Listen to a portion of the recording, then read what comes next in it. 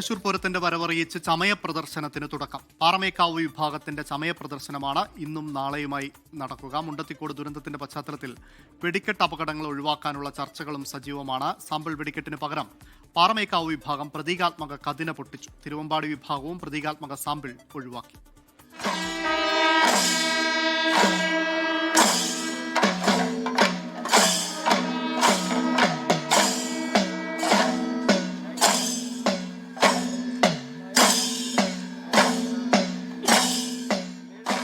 തിടമ്പ്, ആലവട്ട, വെഞ്ചാമരം, മുത്തുക്കുട, നെറ്റിപ്പട്ടം. തൃശൂർ പൂരത്തിലെ പാറമേക്കാവിന്റെ ഗജവീരന്മാർക്കുള്ള ചമയങ്ങളെല്ലാം സജ്ജം.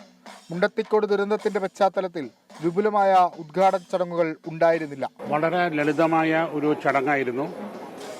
നമുക്കെല്ലാവർക്കും അറിയാം, 3 ദിവസം മുമ്പ് മുണ്ടത്തിക്കോട് ഉണ്ടായ അപകടത്തിന് ശേഷം ആദ്യമായിട്ടാണ് ഈ ഒരു പരിപാടി നടക്കുന്നത്. നമ്മളെ വിട്ടുപോയ ആത്മാക്കളുടെ ശാന്തിക്കായി, നിത്യശാന്തിക്കായിട്ട് പ്രാർത്ഥനയുടെ ശേഷം ക്ഷേത്രം മേൽശാന്തി തിരി കൊളുത്തി ഉദ്ഘാടനം നടത്തി.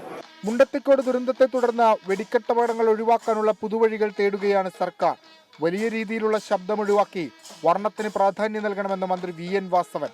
തൃശൂർ പൂരത്തിൻ്റെ ഈ വർഷത്തെ വെടിക്കെട്ട് തന്നെ പൂർണ്ണമായി ഒഴിവാക്കി.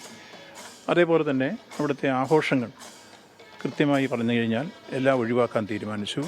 അതിൽ കുടമാറ്റാണ് 2ാമത്തെ ആഘോഷം. അത് സിംബോളിക്കായിട്ട് മാത്രം 15 മിനിറ്റ് നേരം മാത്രം നടന്നതിന് വേണ്ടിയാണ് തീരുമാനമെടുത്തിട്ടുള്ളത്. വെടിക്കെട്ട് ദുരന്തത്തിന്റെ പശ്ചാത്തലത്തിൽ തിരുവമ്പാടി വിഭാഗം ദുഃഖാചരണം നടത്തുന്നതിനാൽ നാളെയാണ് ചമയ പ്രദർശനം നടത്തുക. കൊടും ചൂട് കണക്കിലെടുത്ത തൃശൂർ പൂരത്തിലെ ആനകളുടെ എഴുന്നള്ളിപ്പ് നിയന്ത്രിക്കണമെന്ന ഹർജിയിൽ ഹൈക്കോടതി ഇടപെട്ടില്ല. 24 കൊച്ചി.